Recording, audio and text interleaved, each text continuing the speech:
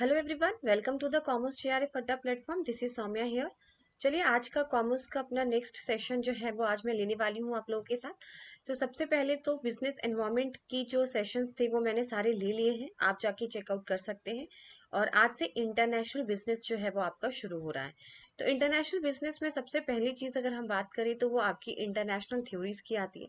यहाँ आपको फ्री के 2 नंबर जो है वो मिलेंगे। ठीक है। तो 110% रिपीट होता है यहाँ से क्वेश्चन, मतलब हर बार रिपीट ही होता है। और यहाँ से अगर मैं आपको बताऊं तो थ्योरीज में से या तो थ्योरीज के अजम्पशंस आपसे पूछे जाएंगे, या तो आपके थ्योरीज के जो है किसने प्रपोज की थी ये थ्योरी वो पूछी जाएगी, या फिर आपको क्रोनोलॉजिकल ऑर्डर में थ्योरीज को लगाना पूछा जाएगा। इसके अलावा यहाँ से कोई भी बाहर से क्वेश्चन आने वाला नहीं है। और यहाँ से एक क्वेश्चन जरूर आता है, मतलब रिपीट ही आता है अगर मैं बात करूँ तो। चाहे आप कोई सा भी एग्जाम उठा के देख लीजिए प्रीवियस ईयर का, तो वहां पे आपको देखने को मिलेगा कि यहाँ से क्वेश्चन जो है 110% आता है। तो आप ये अच्छी तरीके से पढ़ लीजिए। तो आज के सेशन में बहुत ही कम टाइम के अंदर अंदर आप लोगों को मैं जो थ्योरीज हैं वो एकदम अच्छी से समझा दूंगी कम टाइम में, और साथ ही साथ एक लाइन में आप लोगों को यहाँ पे मैं चीजें समझा दूंगी जो कि आप कभी भी थ्योरीज के जो है वो बारे में अगर आपसे कोई भी पूछेगा तो आप उसे भूलेंगे नहीं। सबसे पहले अगर मैं बात करती हूँ थ्योरीज की यहाँ पे, तो क्लासिकल कंट्री बेस्ड थ्योरी है और दूसरी आपकी मॉडर्न बेस्ड थ्योरीज है। तो क्लासिकल थ्योरीज और मॉडर्न बेस्ड थ्योरीज पढ़ते हैं। तो सबसे पहले स्टार्ट करते हैं क्लासिकल, यानी बहुत पुराने जमाने की थ्योरीज होती है। मॉडर्न थ्योरीज की बात करें तो ये आपकी अभी के टाइम की थ्योरीज है। तो यहाँ पे एक छोटा सा चार्ट है जो आप देख सकते हैं। क्लासिकल के अंदर आपके मर्केंटिलिज्म में absolute advantage, comparative advantage, hacker all in की थ्योरी आती है।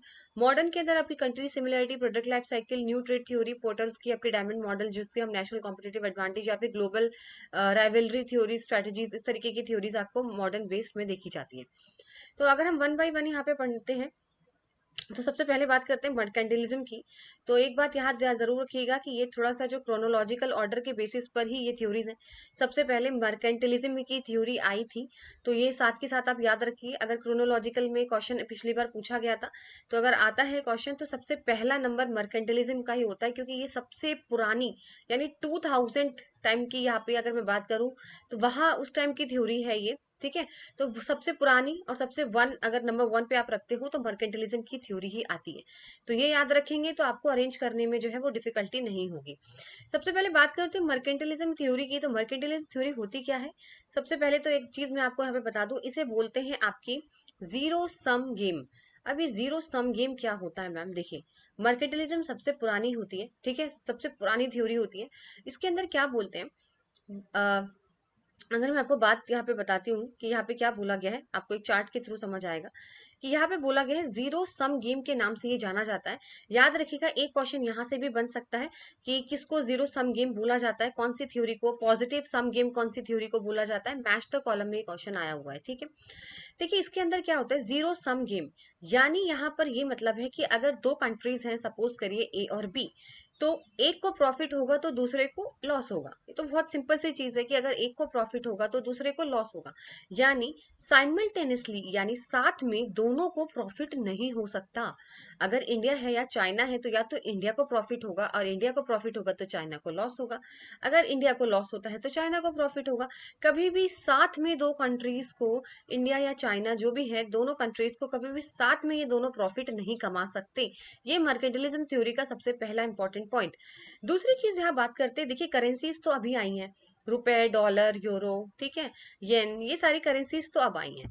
पहले क्या होता था, गोल्ड को दिखा जाता था एज अ करेंसी। यानी किसी भी कंट्री का जो वेल्थ है, किसी भी नेशन की जो वेल्थ है, कितना इनके पास पैसा है, वो उनके गोल्ड उनके पास कितना है ना, उस हिसाब से अंदाजा लगाते थे कि जिसके पास ज्यादा गोल्ड है वो ज्यादा, क्या कहते हैं, डेवलप कंट्री है, या ज्यादा पैसे वाली कंट्री है, अमीर कंट्री है। क्योंकि देखिए, एग्जाम्पल अगर समझिए यहाँ पे क्या होता है, एग्जाम्पल समझिए इंडिया और चाइना है, तो इंडिया ने अगर कोई चीज जो है वो चाइना को बेच दी है, कोई भी चीज एक्सपोर्ट करी है चाइना को, तो चाइना क्या करता था उस टाइम पे, गोल्ड देता था अपनी कंट्री से। भाई, बदले में क्या दोगे? पैसे की जगह क्या दिए जाते थे? गोल्ड। जिससे चाइना का तो गोल्ड रिजर्व कम हो जाता था और इंडिया का गोल्ड रिजर्व बढ़ जाएगा। तो यानी आप समझ रहे हैं ना यहाँ पे किस तरीके से जो है इंपोर्ट एक्सपोर्ट किया जाता था। साथ ही साथ मर्केटिलिज्म एक चीज और बोलती है कि देखिए यहाँ पर जो है वो एक्सपोर्टिंग करना बहुत जरूरी है। ज्यादा से ज्यादा एक्सपोर्ट करिए, कम से कम इम्पोर्ट करिए। तो जिनको एक्सपोर्ट इंपोर्ट का डिफरेंस नहीं पता, एक बार ध्यान से सुन लीजिए। एक्सपोर्ट का मतलब होता है कि सामान बेचना, इंपोर्ट का मतलब होता है सामान खरीदना। तो वो बोलते थे देखिए अब ज्यादा से ज्यादा एक्सपोर्ट करेगा इंडिया, आप समझिए, इंडिया ज्यादा ज्यादा से ज्यादा सामान बेचेगा तो उतना ही उनके पास गोल्ड रिजर्व आता जाएगा। जितना जितना वो सामान बेचेगा, बदले में सामान देगा, बदले में पैसे की जगह क्या लेगा, गोल्ड लेगा। तो उतना उतना क्या होगा, इंडिया की करेंसी गोल्ड रिजर्व जो है वो बढ़ते चले जाएंगे। तो इंडिया रिच कंट्री के लिस्ट में आ जाएगी। ये एक बोला गया था वहां पर कि आप जो है वो एक्सपोर्ट करिए ज्यादा से ज्यादा। ठीक है, हमेशा आपका एक्सपोर्ट आपके इंपोर्ट से ज्यादा होना चाहिए, ये मर्केंटिलिज्म की थ्योरी बोलती थी। आई होप आपको मर्केंटिलिज्म समझ में आ गया। फिर अगर मैं बात करूं, यहाँ पे नेक्स्ट थ्योरी है एब्सोल्यूट एडवांटेज। और ये याद रखिएगा कि मर्केंटिलिज्म के बाद अगर क्रोनोलॉजिकल ऑर्डर की बात करें तो एब्सोल्यूट एडवांटेज ही आता है। ठीक है, मर्केंटिलिज्म नंबर 1 पे आती है, फिर सबसे पुरानी, उसके बाद एब्सोल्यूट एडवांटेज आती है। तो एब्सोल्यूट एडवांटेज जो है वो आपकी यहाँ पर एडम स्मिथ ने दी थी, ये याद रखिएगा, इससे क्वेश्चन जरूर बनता है। तो एडम स्मिथ ने, जैसे वेल्थ ऑफ नेशन के जो ये ऑथर है वो एडम स्मिथ है, आप सब जानते हैं। तो देखिए एडम स्मिथ ने क्या बोला था कि जो है टैरिफ और कोटा जो है वो नहीं लगाना है, इंटरनेशनल ट्रेड फ्री होना चाहिए। अगर हम एक कंट्री से दूसरे कंट्री में व्यापार करते हैं तो हमारे बीच में कोई भी टैरिफ, कोई भी टैक्स वगैरह नहीं लगना चाहिए, जिससे क्या होता है स्मूथली जो चीजें हैं वो हो जाती है। अब देखिए एब्सोल्यूट एडवांटेज क्या बोलता था। सबसे पहले एब्सोल्यूट का क्या मतलब है यहाँ पे। देखिए एब्सोल्यूट का सिंपल सा मतलब होता है कंप्लीट एडवांटेज, यानी टोटल एडवांटेज। यहाँ पे सिंपल से बोलते हैं, सपोज दो कंट्री है तो यहाँ पे कंपेयर किया जाता है दो कंट्री के बीच में। यानी अगर मैं एग्जांपल फिर से लेती हूँ इंडिया और चाइना का, and this is a very hypothetical example, आप रियल मत समझिएगा, एक हाइपोथेटिकल एग्जांपल समझ के इसको समझिए। ठीक है, इंडिया है और चाइना है। तो अगर इंडिया जो है ना वो खिलौने जो होते हैं ना, टॉयज जैसे टेडी बेयर और ये सारी चीजें खिलौने होते हैं, तो इंडिया क्या है ना उसमें काफी ज्यादा एफिशिएंट है कंपेयर टू चाइना। चाइना से ज्यादा अच्छा बनाती है टॉयज, और कम कॉस्ट पे अच्छी क्वालिटी के खिलौने जो है वो इंडिया प्रोड्यूस करती है। तो एब्सोल्यूट एडवांटेज की थ्योरी ये बोलती है जी कि आप जो है इंडिया, जो भी चीज आप जो है दूसरी कंट्री से बेहतर बनाते हैं ना, आपको वो चीज प्रोड्यूस करनी चाहिए और वही चीज आपको एक्सपोर्ट करनी चाहिए। तो अगर इंडिया जैसे है कम पैसों पे अच्छा खिलौने बना रही है, अगर मैं चाइना से कंपेयर करूं तो इंडिया को फिर अपने खिलौने चाइना को बेचने चाहिए, चाइना को एक्सपोर्ट करनी चाहिए। ज्यादा से ज्यादा वो चीज आप प्रोड्यूस करिए। कोई भी कंट्री हो, बोला जाता है कि आप वो वाली चीज बनाइए अपने कंट्री में, वो वाली चीज प्रोड्यूस करिए जिसमें आपको एब्सोल्यूट एडवांटेज है, जिसमें आपको एफिशिएंसी ज्यादा है दूसरे कंट्री के कंपैरिजन। ये चीज बोली गई है एब्सोल्यूट एडवांटेज में। ठीक है, इसके कुछ अजम्पशन से यहाँ पे पढ़ लेते हैं। Trade is between two countries, दो कंट्री के बीच की बात करी गई है, जैसे मैंने इंडिया चाइना का एग्जांपल दिया। दो ही कमोडिटीज यहाँ पे ट्रेड की जाएंगी। फ्री ट्रेड होगा, जैसे मैंने बोला, एडम स्मिथ ने बोला था कि टैरिफ और कोटा को हटा दिया जाएगा। ठीक है, the only element of cost of production is labour. देखिए यहाँ पे क्या बोला गया है कि सिर्फ लेबर को लेकर ही हम चलेंगे यहाँ पर इस थ्योरी के अंदर। यानी देखिए अगर हम रॉ मटेरियल से फिनिश गुड्स में कन्वर्ट करते हैं, कोई भी रॉ मटेरियल है हमारे पास, कोई कच्चा सामान होता है, जब हम उसको पूरा तैयार तरीके से कन्वर्ट करके फिनिश्ड प्रोडक्ट में जब तैयार करते हैं तो उसमें जो सबसे इंपॉर्टेंट रोल होता है वो लेबर का ही होता है, क्योंकि लेबर ही इस प्रोसेस में सबसे ज्यादा हेल्प करता है। इसीलिए यहाँ पर कॉस्ट ऑफ प्रोडक्शन आपका लेबर लिया गया है। ठीक है, चलिए नेक्स्ट थ्योरी आती है आपकी कंपैरेटिव एडवांटेज। कंपैरेटिव एडवांटेज क्या बोलता है, यहाँ पे किसी और कंट्री से कोई मतलब लेना देना नहीं है। सबसे पहले ये थ्योरी जो दी गई थी वो डेविड रिकार्डो ने दी थी 1817 में। सॉरी, यानी आपकी, अगर मैं क्रोनोलॉजिकल ऑर्डर की बात करूं तो एब्सोल्यूट एडवांटेज की थ्योरी के बाद कंपैरेटिव एडवांटेज आती है, याद रखिएगा।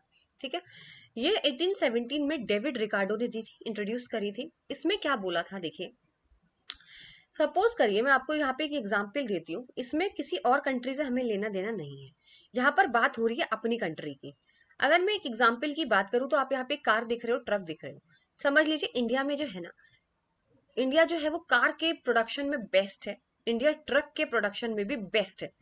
यानी इंडिया दोनों चीजों में जो है वो बहुत ही अच्छा काम कर रही है, बहुत ही अच्छा बेस्ट मैन्युफैक्चर प्रोडक्शन हो रहा है यहाँ पे कार और ट्रक का। लेकिन कंपैरेटिव एडवांटेज की थ्योरी क्या बोलती है कि आप अपने ही कंट्री के दो प्रोडक्ट को कंपेयर करो, बेस्ट में से बेस्ट चूज करना है। अब आपको समझ आ गया, अगर आप ये दोनों चीजें बेस्ट बना रहे हो, कार भी आप बेस्ट बना रहे हो, ट्रक भी आप बेस्ट बना रहे हो, लेकिन इन दोनों में से कोई एक ऐसा प्रोडक्ट होगा जो, इन दोनों में से सबसे बेस्ट कौन सा है, ठीक है, इन दोनों में से सबसे बेस्ट कौन सा है, आपको वो प्रोडक्ट एक्सपोर्ट करना चाहिए और दूसरा वाला प्रोडक्ट आप इंपोर्ट करिए। ठीक है, ये बोला गया है। जैसे एग्जांपल अगर मैं बात करूं, अगर मैं बोलूंगी कि मेरी इकोनॉमिक्स भी बहुत अच्छी है और मेरा अकाउंट्स भी बहुत अच्छा है, मेरी इकोनॉमिक्स और अकाउंट्स में मैं 10 on 10 हूँ, ठीक है, अगर मैं एग्जांपल देती हूँ आपको, लेकिन उन दोनों में से भी कोई ऐसा सब्जेक्ट होगा इकोनॉमिक्स या अकाउंट्स में से जिसमें मैं थोड़ी सी बेहतर हूँ, समझ रहे हो आप, थोड़ी, जैसे मैं इकोनॉमिक्स में अकाउंट्स की कंपेरेटिबिलिटी, वैसे तो मैं दोनों में 10 on 10 हूँ, बट कहीं ना कहीं इकोनॉमिक्स मेरा थोड़ा सा कहीं ना कहीं बेटर है अकाउंट से। तो यहाँ पे यही चीज बोली गई है कि जो आपका दोनों में से जो आप कंपेयर करो अपने प्रोडक्ट्स को, और जो आप बेस्ट बना रहे हो दोनों में से चूज करके वही चीज आप बेचो जो नंबर वन पे आपकी रहेगी। जैसे मेरी इकोनॉमिक्स है, इनकी अगर कार अगर ये ज्यादा अच्छा बना पा रहे हैं ट्रक से, तो कार को इनको एक्सपोर्ट करना चाहिए। यहाँ पे ये चीज बोली गई है। नेक्स्ट बात करते हैं हैकर ओलन की थ्योरी। हैकर ओलन की थ्योरी दी थी फिलिप हैकर ने, इसी के नाम पे ये थ्योरी है। ये 1879 टू 1952 इनका यहाँ पे दिया हुआ है। ठीक है, ये क्या बोलते हैं, इनका सिंपल सा है फैक्टर ऑफ प्रोडक्शन से लेकर। अब मैम ये फैक्टर ऑफ प्रोडक्शन क्या होता है, लैंड लेबर कैपिटल, यही तो फैक्टर ऑफ प्रोडक्शन है। तो यानी ये बोलते हैं कि आपको वही चीज प्रोड्यूस करनी चाहिए जो आपके पास भरपूर मात्रा में, जो आपके पास एबेंडेंस में जो फैक्टर ऑफ प्रोडक्शन अवेलेबल हो। अगर हमारे पास लेबर ज्यादा है तो हम वही चीज वही सामान बनाएंगे, हम वही गुड्स प्रोड्यूस करेंगे जहाँ पे हमारा लेबर ज्यादा से ज्यादा यूज होगा, क्योंकि लेबर हमारे इंडिया में चीप है। आप लोग समझ सकते हैं ना, इंडिया में हमारा लेबर सबसे ज्यादा सस्ता है और हम लोग लेबर इंटेंसिव ज्यादा है। अगर मैं यूएस या अमेरिका की बात करती हूँ, अमेरिका की, तो वहां पे कैपिटल इंटेंसिव है, क्योंकि अमेरिका जो है उनके पास इतना ज्यादा पैसा है, कैपिटल मीन्स बनी उनके पास बहुत ज्यादा है, तो वो ऐसे प्रोड्यूस करते हैं प्रोडक्ट जो कैपिटल इंटेंसिव होते हैं। तो हैकर ने बोला था कि भाई आप वही प्रोडक्शन करिए, आप वही सामान बनाइए जो आपके पास भरपूर मात्रा में जो फैक्टर प्रोडक्शन होगा उसकी हेल्प से आप वही बनाइए। तो इसमें तो सबसे अच्छी चीज है ना कि आपके पास जो चीज ज्यादा होगी आपको वही बनानी चाहिए। लेकिन इसके एक अगेंस्ट एक थ्योरी आती है लियोन्टिफ पैराडॉक्स की। लियोन्टिफ पैराडॉक्स की थ्योरी क्या है, वहां पे उन्होंने रिसर्च किया तो उन्होंने ये चीज देखा कि जो यूएस वाले हैं, भाई यूनाइटेड स्टेट्स वाले हैं, वो लोग क्या कर रहे हैं कि लेबर इंटेंसिव प्रोडक्ट्स को तो एक्सपोर्ट कर रहे हैं और कैपिटल इंटेंसिव को इंपोर्ट कर रहे हैं। यानी हमने वही चीज आपको बोली थी कि आपके पास जो चीज ज्यादा है आप उसको वो एक्सपोर्ट करिए। अगर हमारी इंडिया लेबर इंटेंसिव है, लेबर ज्यादा चीप है, उनका इस्तेमाल करके आप सामान बनाइए और वही चीज आप दूसरे मार्केट में बेचिए, दूसरे कंट्री में बेचिए, एक्सपोर्ट करिए। लेकिन यहाँ पे एक उल्टा केस हो गया कि भाई यूएस जो है वो उल्टा ही कर रहा है। वो क्या कर रहा है तो यूएस तो कैपिटल इंटेंसिव है ना भाई, उनके पास तो पैसा है, लेबर थोड़ी ना है उनके पास इतना। पर वो उल्टा कर रहे हैं, वो क्या कर रहे हैं, जो उनके पास कैपिटल इंटेंसिव है वो तो वो क्या कर रहे हैं, खरीद रहे हैं जाके, और जो उनके पास है ही नहीं लेबर इंटेंसिव वो बेच रहे हैं। तो ये यहाँ पे कॉन्ट्राडिक्टरी प्रिडिक्शन था हैकर ओलिन थ्योरम का, कि आपने बोला था कि ऐसा करना चाहिए पर यूएस तो कुछ और ही कर रहा है, जिसे बोलते हैं लियोन्टिफ पैराडॉक्स। नेक्स्ट थ्योरी आती है आपके प्रोडक्ट लाइफ साइकिल से। देखिए प्रोडक्ट लाइफ साइकिल जैसे हमारी ह्यूमन की बेसिक साइकिल होती है, हमारा जन्म होता है और हम लास्ट में हमारी डेथ होती है, पूरा साइकिल चलता है, वैसे ही प्रोडक्ट के साथ भी यही होता है। प्रोडक्ट के 4 स्टेजेस होते हैं, इंट्रोडक्शन, ग्रोथ, मेच्योरिटी और डिक्लाइन। वन बाय वन एक चीज समझाती हूँ, आप कभी नहीं भूलेंगे। इंट्रोडक्शन से स्टार्ट करते हैं, समझिए नोकिया का कीपैड फोन आ गया। नोकिया का कीपैड फोन सबसे पहले मार्केट के अंदर आया, ठीक है, इंट्रोडक्शन हुआ, कंपनी अपना नया प्रोडक्ट मार्केट के अंदर लेकर आई। अब यहाँ पर कस्टमर्स को क्या होता है, यहाँ पे प्रमोशनल एक्टिविटीज ज्यादा की जाती है। क्यों की क्या जाती है, क्योंकि देखिए आपके आपके प्रोडक्ट्स के बारे में मार्केट जो है में कस्टमर्स को पता ही नहीं है कि कीपैड फोन जैसा कुछ आया है, उनको उसके फीचर्स के बारे में नहीं पता। तो इस टाइम पे आपको चाहिए होता है कि आप प्रमोशंस करें, एडवर्टाइजमेंट करें, तो यहाँ थोड़ा खर्चा ज्यादा करते हैं। फिर आता है ग्रोथ। ग्रोथ में क्या होता है कि अब आपका प्रोडक्ट जो है वो कस्टमर्स जानने लगे हैं, उनको पता है कि क्या एडवांटेज है क्या डिसएडवांटेज है। भाई फोन से हम कॉल कर सकते हैं, हम मैसेज कर सकते हैं, उनको सब चीज पता चल गई, ठीक है। अब आपका मार्केट में पकड़ अच्छी हो गई है कीपैड फोन की। अब बात करते हैं मैच्योरिटी। अब मैच्योरिटी में क्या होता है, बोर हो गए हैं भाई कस्टमर्स जो हो गए हैं, अब हो गए बोर कीपैड फोन से। आप कहते हैं कुछ नया करो, फोन के अंदर कुछ नया चेंज करिए, हम आपके प्रोडक्ट से एग्जॉस्ट हो चुके हैं, थक चुके हैं, बोर हो चुके हैं। इस स्टेज पे आपको करना होता है इनोवेशंस। इनोवेशंस आपको अपडेट, टेक्नोलॉजी अपडेट करने की जरूरत होती है। जैसे कि कीपैड फोन को स्क्रीन टच में चेंज करिए, स्क्रीन टच में स्मार्टफोन्स में इंप्रूव करिए। लेकिन नोकिया ने ऐसा कुछ नहीं करा। ये मेच्योरिटी स्टेज पे आपको बहुत जरूरी होता है कि आपको अपने चीजों को चेंज करना बहुत जरूरी है। अगर नोकिया ने कीपैड फोन की जगह चेंज करके उसको स्मार्टफोन कर दिया होता तो नोकिया आज मार्केट में होता, वो नहीं करा नोकिया ने। फिर आता है डिक्लाइन स्टेज, जब आपने अपने प्रोडक्ट में इंप्रूवमेंट ही नहीं किया तो आप टाटा बाय बाय करके मार्केट से निकल जाइए। तो जैसा कि आपने देखा कीपैड फोन अब आपको कहीं भी अवेलेबल नहीं होंगे, तो कीपैड फोन मार्केट से डिक्लाइन हो चुके हैं। अब आपको समझ में आ गया कि ये क्या है प्रोडक्ट लाइफ साइकिल के बारे में।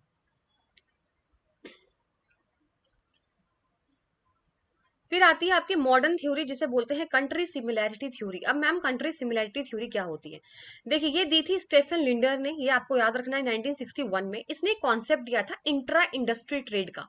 इंट्रा इंडस्ट्री ट्रेड, ये इंट्रा इंडस्ट्री ट्रेड क्या होता है, देखिए सबसे पहले तो उन्होंने ये बोला स्टेफन ने कि देखिए आप ऐसा करिए कि दो कंपनी जिनका सेम टेस्ट होता है, सेम कल्चर होता है, ठीक है, सेम चीजें वहां पे डिमांड सेम होती है, आपको उन कंट्री में ट्रेड करना चाहिए। देखिए जैसे हम लोगों को कभी कभी ऐसा लगता है कि हम लोग थोड़े से कहीं ना कहीं, इंडिया की अगर मैं बात करूँ तो वो बांग्लादेश, थोड़ा पाकिस्तान, थोड़ा मतलब बहुत सिमिलर टेस्ट होगा अगर आप खाने पीने में देखो तो, काफी चीजें मैच होती हैं। ठीक है, तो ऐसे आप लैंग्वेज भी इतना ज्यादा डिफरेंस नहीं होता कि आपको समझ ना आए। ठीक है, तो वही चीज अगर बात कर रहे हैं, यहाँ पे बोला जाता है कि कंट्री जहाँ पे सिमिलर होती है ना, आपके टेस्ट की जैसी होती है ना, आप वहीं पे ट्रेड करो, उन्हीं के साथ आप इम्पोर्ट एक्सपोर्ट करो। तो उन्होंने कॉन्सेप्ट दिया इंट्रा इंडस्ट्री ट्रेड का, उसमें यही बात की गई है इंट्रा इंडस्ट्री ट्रेड के अंदर। अगर मैं एग्जाम्पल की यहाँ पे बात करूं, सबसे पहले तो यहाँ पे जो है वो, सबसे पहले आप यहाँ पे देख रहे हो, जापान और अमेरिका की बात लेते हैं तो देखिए जापान में जो है वो टोयोटा बहुत फेमस है, आप लोग जानते होंगे कार का मॉडल जो है। और अगर अमेरिका की बात करें तो टेस्ला है। तो ये दोनों का टेस्ट क्या है, सेम है ना, आप देख रहे हो दोनों कार में ही डील कर रहे हैं, दोनों दोनों की दोनों कंपनीज का जो क्रेज है वो कार को लेके बहुत ज्यादा ये लोग प्रोड्यूस कर रहे हैं। तो अब क्या करेंगे, जापान जो है वो टोयोटा एक्सपोर्ट करेगा अमेरिका को, अमेरिका जो है वो टेस्ला एक्सपोर्ट करेगा जापान को। दोनों आपस में एक दूसरे की कंपनीज के जो कार हैं, दोनों के मॉडल वो एक दूसरे को बेचेंगे खरीदेंगे, तो ये बोलते हैं इंट्रा ट्रेड। अब अगर मैं वही इंटर ट्रेड की बात करूं, तो इंटर ट्रेड का मतलब जो यहाँ पे बिल्कुल मैच नहीं करता। अब समझिए अमेरिका टेस्ला हमें बेच रही है, हम अमेरिका को मसाले बेच रहे हैं इंडिया वाले, तो कहाँ से टेस्ट हो रहा है सिमिलर। तो यहाँ पे कॉन्सेप्ट दिया था इंट्रा ट्रेड का, माने कि आप दोनों का टेस्ट जो है वो सेम होना चाहिए, तो तब आप ट्रेडिंग अच्छी कर सकते हैं। न्यू ट्रेड थ्योरी जो है वो आपकी नई ट्रेड ऑफ थ्योरी दी गई थी 1970s टू 1980s में, यहाँ पे दी गई थी। तो यहाँ पे क्या बोला गया था, इस थ्योरी ने ये बोला कि देखिए कोई भी कंट्री जो है वो तभी एक्सपोर्टर बन सकती है, अच्छी एक्सपोर्टर बन सकती है, जब उसके पास तीन चीजें हों। कौन कौन सी तीन चीजें होनी जरूरी है वो मैं आपको यहाँ पे बता देती हूँ। सबसे पहले है economies of scale. Economies of scale क्या बोलता है कि देखिए जैसे जैसे आपका प्रोडक्शन बढ़ता जाएगा वैसे वैसे आपकी पर यूनिट कॉस्ट जो है वो कम होती जाएगी। कैसे मैम, देखिए बेटा जब आप ज्यादा से ज्यादा प्रोड्यूस करोगे, आप 10 की जगह 100 चीजें आप बना रहे हो, तो आपकी जो पर यूनिट कॉस्ट है वो हर जगह डिवाइड हो जाएगी, जिससे आपकी पर यूनिट कॉस्ट क्या होगी, कम होने जाएगी, और कम होने लगी तो आप प्रॉफिट कमाओगे, इसीलिए आप फिर अच्छे से एक्सपोर्ट कर सकते हो। दूसरा बोला है प्रोडक्ट डिफरेंशिएशन, यानी आप प्रोडक्ट तो बनाइए लेकिन अपने प्रोडक्ट में थोड़ा सा डिफरेंट रखिए, नहीं आपने सेम कॉपी कर डाला, नहीं, आपको अपने प्रोडक्ट में डिफरेंट करना पड़ेगा। जैसे जैसे अगर मैं बात करूँ स्मार्टफोन्स की, तो सैमसंग अपना ला रहा है, लेनोवो अपना ला रहा है, आईफोन्स एंड एप्पल का अपना आ रहा है, ठीक है, सैमसंग का अपना आ रहा है, लेकिन कहीं ना कहीं आप उनके साइज में, कलर में, ठीक है, इन चीजों में आपको डिफरेंस देखने को मिलेगा। फिर आता है फर्स्ट मूवर एडवांटेज, यानी जो भी कंपनी पहली बार मार्केट में प्रोडक्ट लाती है जो कभी कोई लेकर नहीं आया, तो उसको तो एडवांटेज मिलेगा ही मिलेगा ना। स्कीमिंग प्राइस सुना होगा आपने, पहला प्रोडक्ट ऐसा ला रहे कहीं कोई और कंट्री लेकर ही नहीं आया है। तो जैसे एप्पल फोन, अगर मुझे नहीं ज्यादा पता है, लेकिन अगर एप्पल ने आईफोन अगर दिया है, एंड्रॉइड का जो भी आईफोन चल रहे हैं, तो वो एप्पल लेकर आया है, एप्पल के अलावा कोई और कंपनी अगर नहीं लेकर आएगी तो एप्पल चाहे जितना चाहे आपसे प्राइस ले सकता है, स्कीमिंग प्राइस जिसे बोलते हैं। ठीक है, तो यहाँ पे बोला गया है कि जो सबसे पहले मार्केट में नया प्रोडक्ट लेकर आता है, बाकी किसी के पास वो प्रोडक्ट नहीं है, तो उनको फर्स्ट मूवर एडवांटेज यहाँ पे मिलता है। वो काफी प्रॉफिट कमाते हैं, काफी सेल्स होती है उनकी, क्योंकि बाकी कोई सब्सिट्यूट अवेलेबल नहीं होता है उस टाइम पे। तो यहाँ पर ये चीज न्यू ट्रेड थ्योरी के अंदर बोली गई है। फिर आती है आपकी पॉर्टर की नेशनल कॉम्पिटेटिव एडवांटेज या डायमंड मॉडल। ये थोड़ा सा क्लियर नहीं है बट मैं ओरली आपको यहाँ पे बता दूंगी। यहाँ पे चार चीजें आती हैं, ठीक है, और इससे क्वेश्चन किस तरीके से आता है, इससे क्वेश्चन आता है आपके अंदर से क्वेश्चन पूछा जाता है कि फैक्टर कंडीशंस कौन कौन से होते हैं, आपको ऑप्शन दे दिए जाएंगे, चूज करना होगा, या डिमांड कंडीशन आपसे पूछ सकते हैं कौन सा होता है कौन सा नहीं होता। तो सबसे पहले एक बात बताते हैं यहाँ पर, देखिए सबसे पहले यहाँ पे जो पॉटर की डायमंड का मॉडल है वो ये बोलता है कि आपका जो कंट्री है वो कितनी इफेक्टिव है और कितनी नहीं इफेक्टिव है। ये चीज पॉटर का मॉडल आपको बताएगा, जिसके अंदर फर्म की strategy, factor condition, demand condition, related and supporting industries आती हैं, और दो एक्स्ट्रा आती हैं जो कि गवर्नमेंट और चांस के अंदर होती है, वो एक्स्ट्रा चीजें, बट चार ये इंपॉर्टेंट होती हैं। यहाँ पर क्या बोला गया है, सबसे पहले फर्म की स्ट्रेटेजी, देखिए आपकी कंपनी अगर इफेक्टिव है तो क्यों इफेक्टिव है, कौन कौन से फैक्टर प्रोडक्शन आप यूज कर रहे हैं, कौन कौन सी चीजें आप यूज कर रहे हैं। तो ये फर्म की स्ट्रेटेजी डिपेंड करती है कि आपकी कंट्री कितनी इफेक्टिव है, किस तरीके से कंपनी के स्ट्रक्चर है, स्ट्रक्चर कैसा है ऑर्गेनाइजेशन का, ये चीज देखना है। आप अपने कॉम्पिटिटर को देख कर, राइवलरी का मतलब यहाँ पर यही है कि अगर आपका जो कोई कॉम्पिटिटर कुछ अच्छा कर रहा है तो आप चाहे तो उसे कॉपी करके भी आप भी आगे बढ़ सकते हो। ठीक है, कितना कंपटीशन है आपका और आपके कॉम्पिटिटर के बीच में, कितना यूनिक है आपका प्रोडक्ट आपके कॉम्पिटिटर से, यह चीजें बताई जाती हैं। फैक्टर कंडीशन की बात करें तो देखिए आपकी कंट्री के पास कितना रिसोर्सेस है, रिसोर्सेस का मतलब समझ रहे हो ना, लैंड, लेबर, कितना रिसोर्सेस है, कितना आपके पास ह्यूमन रिसोर्स है, मान यानी स्किल्ड है, अनस्किल्ड, कितने पढ़े लिखे लोग हैं, कितने लेबर्स के अंदर आते हैं, तो आप उनको कैसे सुधार सकते हो, ट्रेनिंग देके। ठीक है, ट्रेनिंग करा के आप अपने जो एम्प्लॉयज हैं उनको आप बेटर कर सकते हो। ऐसे डिमांड कंडीशंस आती है। डिमांड कंडीशन आपकी जो लोकल कस्टमर्स हैं, आपके जो लोकल कस्टमर्स हैं वो क्या एग्जैक्टली आपसे क्या डिमांड कर रहे हैं आपके प्रोडक्ट की, उनको क्या चाहिए होता है, क्या आप उनको देखकर आप जो है वो अपना प्रोडक्ट बना रहे हैं, कस्टमर के नीड के अकॉर्डिंग वो चीजें आ रही हैं। ठीक है, कितना मार्केट आपने कैप्चर कर रखा है, कितना आपका डोमेस्टिक मार्केट है, कस्टमर्स जो है वो आप कस्टमर्स की नीड को पूरा कर पा रहे हैं नहीं, इंटरनली चीजें देखी जाती हैं। फिर आता है रिलेटेड एंड सपोर्टिंग इंडस्ट्रीज। देखिए आपके कितने रिलेटेड एंड सपोर्टिंग इंडस्ट्रीज, अगर मैं बात करूं किसी भी प्रोडक्शन की, तो डाउन स्ट्रीम होता है, अपस्ट्रीम होता है। अपस्ट्रीम आपके कस्टमर्स होते हैं जो आपको आपके प्रोडक्ट को पसंद करते हैं, लॉयल्टी रहती है आपके कस्टमर से। डाउन स्ट्रीम की बात करें, जो सप्लायर्स वगैरह होते हैं जो आपको मटेरियल ला कर देते हैं, तो अगर अगर सप्लायर चाहे तो अगर आप पैसा बढ़ा दे, अगर मैं एग्जांपल बात करूं एक ब्रेड की, अगर आप ब्रेड से कोई चीज बना रहे हो, केक बना रहे हो या कोई भी ब्रेड का आइटम अगर आप बना रहे हो, तो अगर सप्लायर ब्रेड ही महंगा कर दे तो फिर आप कैसे बना पाओगे। तो नीचे का सपोर्ट और ऊपर से सपोर्ट बहुत इंपॉर्टेंट होता है, वो चीज यहाँ पर बोली गई है। ठीक है, गवर्नमेंट की बात करें तो गवर्नमेंट का इफेक्ट बहुत ज्यादा होता है। गवर्नमेंट की पॉलिसीज, गवर्नमेंट के रेगुलेशंस वो आपके लिए क्रिएट कर सकते हैं प्रॉब्लम। ठीक है, तो वही चीज। और चांसेस की अगर मैं बात करूं, रैंडम इवेंट जैसे डिजास्टर हो जाना, कोई भी चीज टेररिस्ट अटैक हो जाना, कोई भी नेचुरल डिजास्टर हो जाना, तो वो चीजें कंपनी पे बहुत, कंट्री पे इफेक्ट करती हैं। और ये चीजें तो आपने देखी होंगी, वॉर वगैरह होते हैं तो कितना नुकसान हो सकता है। ठीक है, तो यही चीज यहाँ पे बोली गई है कि कितना जो है अफेक्टिव है आपकी कंट्री और कितना नहीं है इफेक्टिव, और कौन कौन सी चीजें उसको सपोर्ट कर रही हैं, किस हिसाब से आप उसे इम्प्रूव कर सकते हैं। अगर इफेक्टिव नहीं है तो किस चीज से आप इम्प्रूव कर सकते हैं, और अगर आप इफेक्टिव हैं तो यानी आपके पास फैक्टर कंडीशंस बहुत अच्छे हैं, आपका डिमांड कंडीशंस बहुत अच्छा है, आपके रिलेटेड एंड सपोर्टिंग इंडस्ट्रीज बहुत अच्छी है, आपका स्ट्रेटेजी स्ट्रक्चर आपके, ठीक है, आप कॉम्पिटिटर से बहुत ज्यादा आगे हैं। तो ये सारी चीजें आपकी यहाँ पर बताई जाती हैं। आई होप आप लोगों को शॉर्ट सेशन में चीजें समझ में आ गई हो कि एग्जैक्टली थ्योरीज होती क्या है। जब तक आपको थ्योरीज का मतलब नहीं पता होगा आप क्वेश्चंस नहीं लगा सकते हैं। ठीक है, चलिए नेक्स्ट सेशन में आपसे मिलते हैं। अगर वाकई आपको सेक्शन अच्छा लगता है तो प्लीज मुझे कमेंट सेक्शन में जरूर बताइएगा। Till then goodbye, take care.